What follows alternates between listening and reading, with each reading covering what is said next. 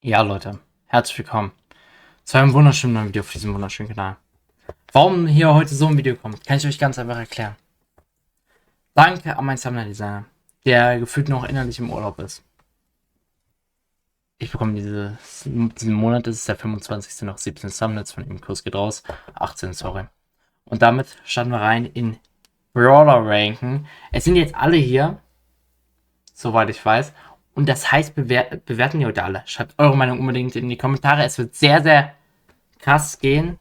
Erstmal benenne ich das hier oben und dann sehen wir uns.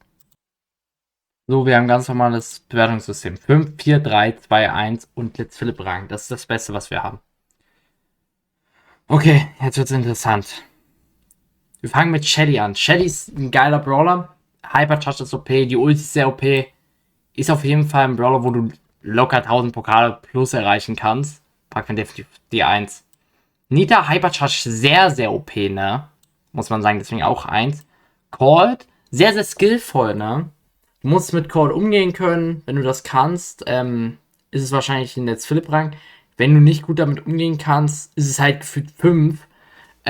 Ist halt, wie gesagt, ein sehr, sehr, sehr skillvoller Brawler. Ich mag solche Brawler sehr gerne, deswegen spiele ich eigentlich immer gerne mit denen, um sich vor allem verbessern zu können. Deswegen würde ich hier einfach mal Let's Philipp rangeben. Bull. Ja, sehr, sehr nervig, wenn man gegen Bulls spielt, vor allem in Wirbelhöhle. Bulls grundsätzlich machen aber nicht so viel Spaß. Mir fehlt da ein bisschen Range. Ich mag sowieso Range-Brawler mehr, sowas wie ihn hier. Da mag ich das sehr. Der Hypercharge ist aber leider sehr, sehr schlecht. Der muss unbedingt überarbeitet werden. Gefühlt schlechter als die normale Ulti, deswegen hier nur eine 1. Oder? Ne, wir packen ihn sogar auf eine 2 so. Boxer. Ja, der war früher sehr, sehr schlecht. Der wurde dann verbessert. Der lädt seine Ulti im Endeffekt selbst auf, wenn jemand anschießt. Und mit seiner Ulti ist er dann relativ gut. Ist er auch für mich kein guter Brawler. Deswegen 4. Gleiches gilt für Barley. Ja, Barley ist im Endeffekt komplett nutzlos, wenn man es so will. Kann aber ein nicer Werfer sein bei richtigen Maps. Deswegen packe ich hier eine 4. Poco. Underrated der Mann. Poco Hypercharge Solo kann krass sein, ne? Vor allem auf High Lobbys sehe ich da immer wieder richtig geile Clips, wo Leute richtig krass mit Poco spielen, vor allem weil es sich da auch immer lohnt. Deswegen gebe ich Poco definitiv eine 1. Meiner Meinung nach ein underrateder Brawler. Ja, Rosa. Ich habe letztens wieder Rosa gespielt. Ne, Rosa ist so schlecht. Wirklich, ich packe Rosa auf 5. Ganz einfache Erklärung. Du spielst gefühlt aktuell in jeder zweiten Runde gegen eine Edgar. Du hast gegen eine Edgar als Rosa keine Chance. Die Edgar heilt mehr, als du mit Rosa Damage machen kannst. Und deswegen gibt es bei mir für Rosa eine 5. Sonst grundsätzlich, wenn man keine Edgars hätte in den Lobbys, wäre es wahrscheinlich besser, aber da wir aktuell nach dem System gehen, muss dann die auf die 5. Jesse, ja, auch sehr OP mit dem Turret, ne? Also die Hypercharge machen schon ordentlich was aus, muss man sagen. Ist auf jeden Fall hier für Jesse auch der Fall. Dynamike, Hypercharge auch krass, gefühlt One-Shot alles. Aber sehr, sehr skillful Brawler auch. Gefällt mir eigentlich grundsätzlich immer. Ist aber nicht mein Lieblingswerfer auf jeden Fall. Packe ich auf die 2. Ich glaube, das ist solid. Tick. Für mich eine 1. Ganz einfache Erklärung. Mit Tick kannst du, glaube ich, dich am besten so mit verteidigen. Du hast das Schild, was abwehrt. Du kannst auch einmal ganz normal schießen, was sehr, sehr viel Damage macht, wenn du es unter dir wirfst. Ist natürlich bei Dynamite das gleiche mit dem Stun, aber die Ulti ist da meiner Meinung nach besser bei Tick. Ja, 8-Bit. Ist eigentlich ein geiler Brawler bei richtigen Maps, muss man sagen. Aber grundsätzlich dieses Langsame ist so nervig manchmal. Ja, und Rico? Fangen wir direkt auf Let's Philipp rein. Ich mag den Brawler, der macht richtig Bock zu zocken. Robo-Rückzug und so weiter. Hypercharge macht alles Bock. Daryl, ja. Ist einer der Nahkämpfer, die ich noch am meisten so mit mag. Mit dem kann man gut arbeiten. Gute Rollen. Da gibt es ein paar OP-Taktiken, wie zum Beispiel die mit Kit. Da machst du immer gut Plus mit. Ja, kann man definitiv locker mitnehmen. Penny. Penny in letzter Zeit sehr, sehr wenig gespielt. Ich finde Penny auch gar nicht so geil. Du machst kaum Damage mit Penny. Das Einzige, was ist mit dem Goldsack dann, was rauskommt, aber das ist auch nicht so das. Ja, Karl. Ein Brawler, den ich persönlich auch nicht mag. Deswegen kommt er direkt auf 4. Jackie. geiler Brawler auf bestimmten Maps. Vor allem das Beste daran ist, wenn sich Leute mit Jackie selbst killen. Macht immer sehr Bock. Gus. Ich mag Gus überhaupt nicht, muss ich sagen. Ich pack Gus ja auch auf die 5. Ganz einfache Erklärung. Ich kann den Brawler nicht. Und ich mag ihn einfach nicht vom System her. Er ist ein sehr, sehr krasser Supporter, wenn die richtigen Leute ihn spielen. Aber für mich ist es nicht der Fall. Und da das mein Ranking ist, wird die richtig durchgebottert. Ja, Bo ist ein geiler Brawler. Ist, glaube ich, so mit einer der Brawler, die so am meisten gebalanced sind im Game. Meiner Meinung nach. Deswegen auch so im Mittelplatz. Ich würde das hier so dazwischen packen, aber ich packe es mal auf die 3. Ja, Ems. Darüber brauchen wir nicht reden. Das ist auch ein richtig geiler Brawler. Du kannst mit dem Brawler abstoßen. Du kannst verlangsamen mit der Ulti. Du machst sau viel Damage, wenn du richtig triffst. Hypercharge ist dazu auch nochmal OP. Ganz, ganz klar 1. Ja, Stu. Auch ein sehr, sehr skillvoller Brawler. Deswegen packe ich den auch direkt auf Let's Philipp Rang. Ich persönlich kann Stu nicht so gut. Ich kann das nicht mit Dauer aufs Ult hin und her. Aber wenn man damit umgehen kann, kranker Brawler. Und deswegen mag ich das auch so sehr. Piper für mich auch Let's Philipp Rang. Ich liebe Piper. Ich würde auch behaupten, dass ich mit Piper relativ in Ordnung bin, wenn ich gut drauf bin. Ist oftmals der Fall, auch oft nicht. Deswegen Piper für mich hier Let's Philipp Rang. Ja, Pam. Ist auch so ein Mittelbrawler. Ich finde Pam nicht krass. Ich finde Pam aber ganz in Ordnung. Turret ist ganz geiles Feature. Ja. Frank. Wurde sehr OP gemacht, ne? Muss ich sagen. Sehr, sehr OP. Jetzt auch im Brawlball noch besser. Dadurch, dass er schneller schlägt. Hypercharge ist sehr, sehr krass. Muss da auf jeden Fall hin. Gleiches gilt für Bibi. Bubble. Hypercharge ist gut. Abstoß, Star Power. Gefällt mir auch immer. Ja.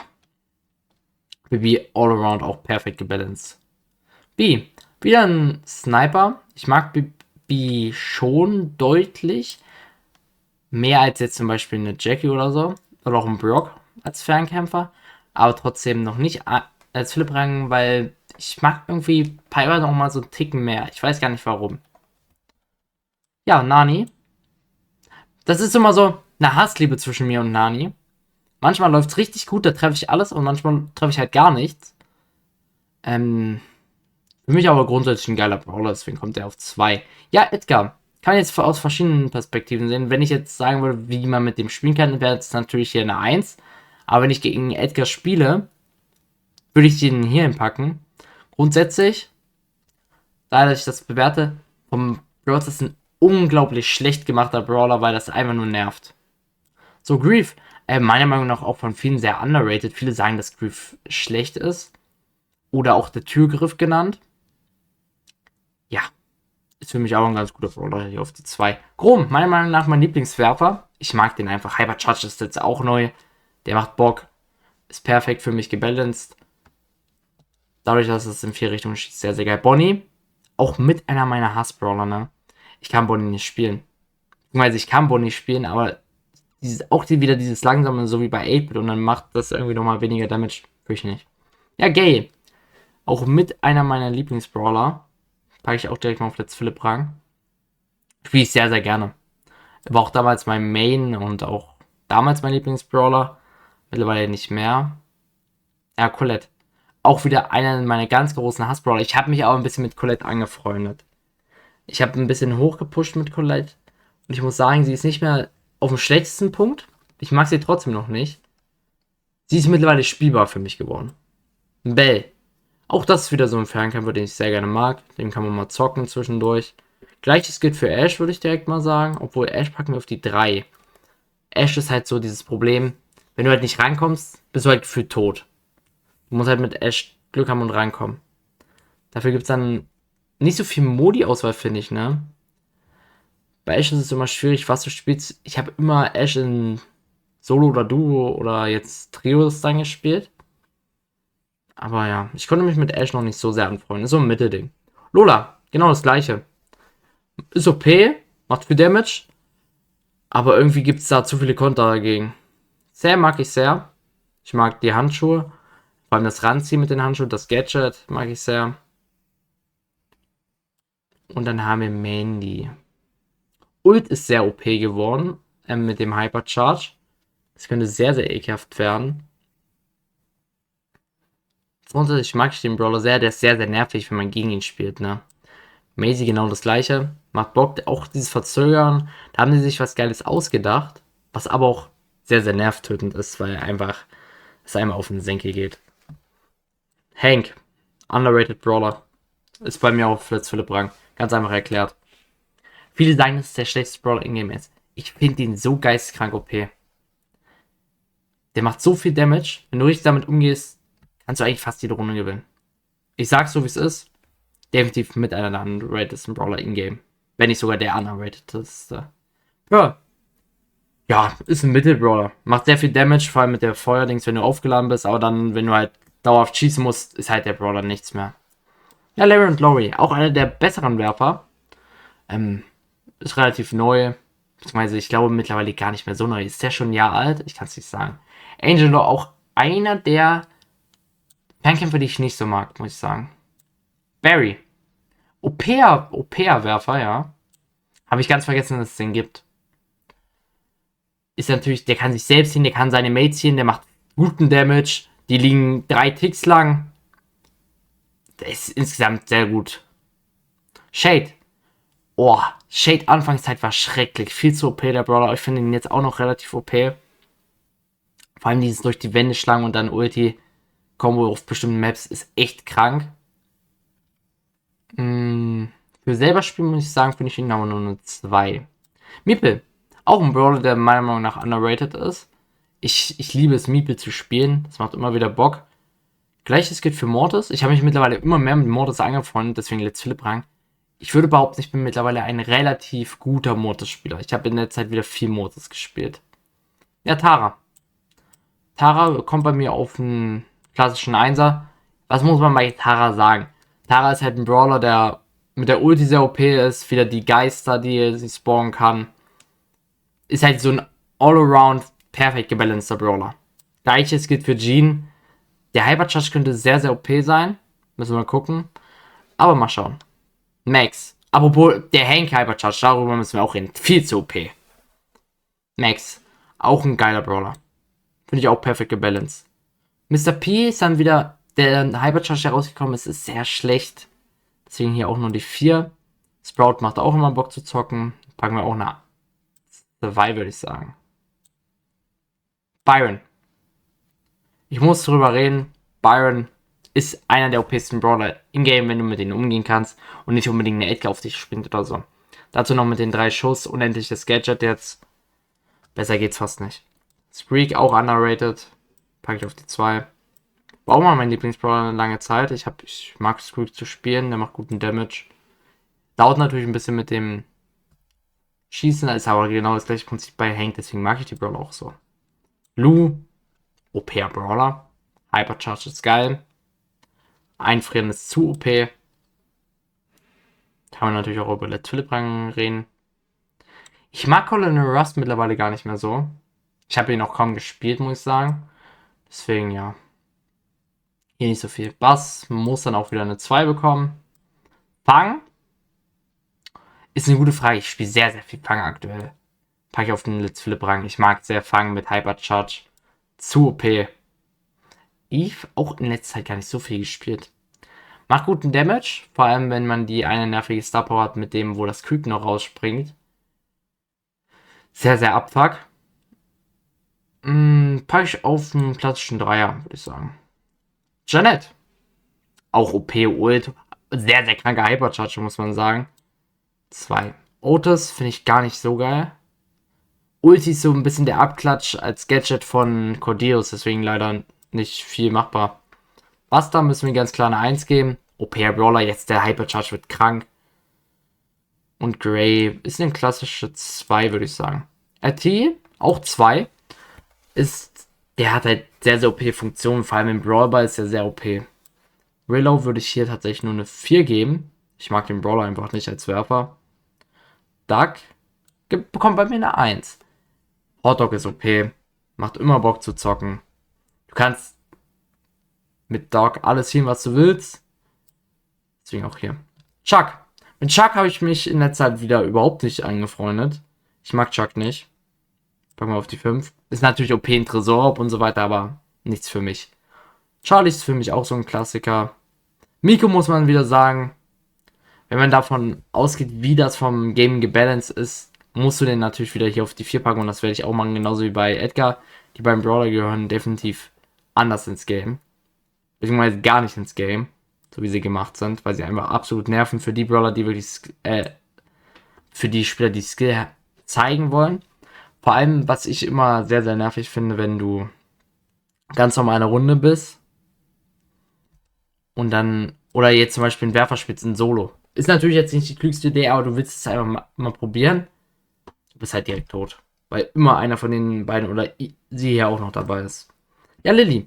Sehr, sehr kranker Brawler. Ich liebe Lilly vom Spielen her. Ist sehr, sehr OP.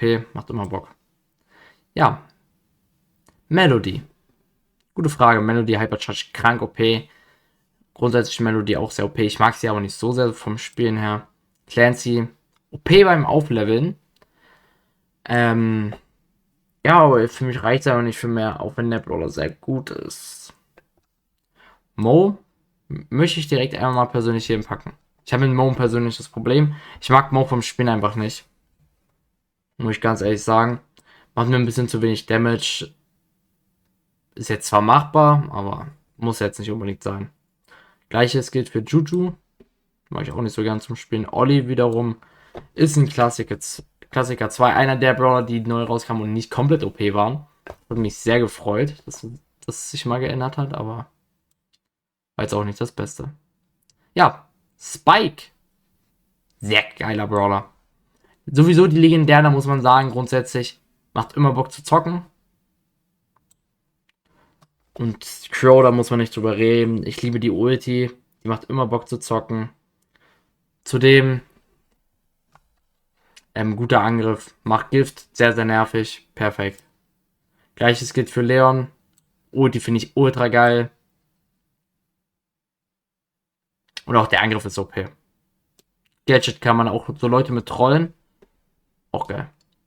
Ja, Sandy ist für mich ein durchschnittlicher Brawler. Kann man auch vielleicht eins höher setzen. Ich würde sogar so 1,5 sagen. Gleiches gilt für Amber. Und Meg auch.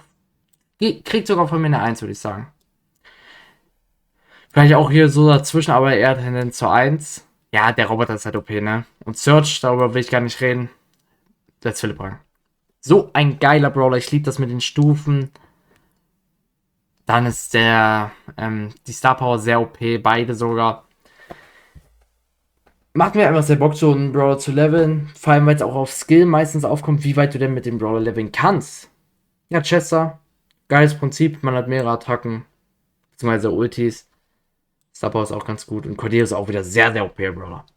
Sehr, sehr geiles Konzept, muss man auch sagen. Ja, Kid ist mein Lieblingsbrawler im BS. Muss ich sagen. Ist auch sehr, sehr nervig für andere. Ist auch nur, weil ich 2 Katzen habe. Und deswegen habe ich Kid als Lieblingsbrawler genommen. Weitere Gründe hat es nicht. Draco. Ja, ich muss es so sagen, wie es ist. Draco nervt mich. Draco geht mir auf den Sack, auch wenn er ganz in Ordnung ist. Und Kenji gibt von mir auch eine 1,5 circa. Das ist mein Ranking. Schreibt unbedingt eure Meinung in die Kommentare. Auch gerne Begründung, warum ihr was komplett anderes seht. Ich weiß ganz genau, dass ich wieder zu Tode beleidigt werde. Ich bitte auch ein bisschen um Respekt. Vielleicht nicht ganz so zu Tode beleidigen, würde mich sehr freuen. Lasst gerne ein Like und ein Abo da. Und damit sehen wir uns hoffentlich beim nächsten Mal wieder. Ciao, Leute.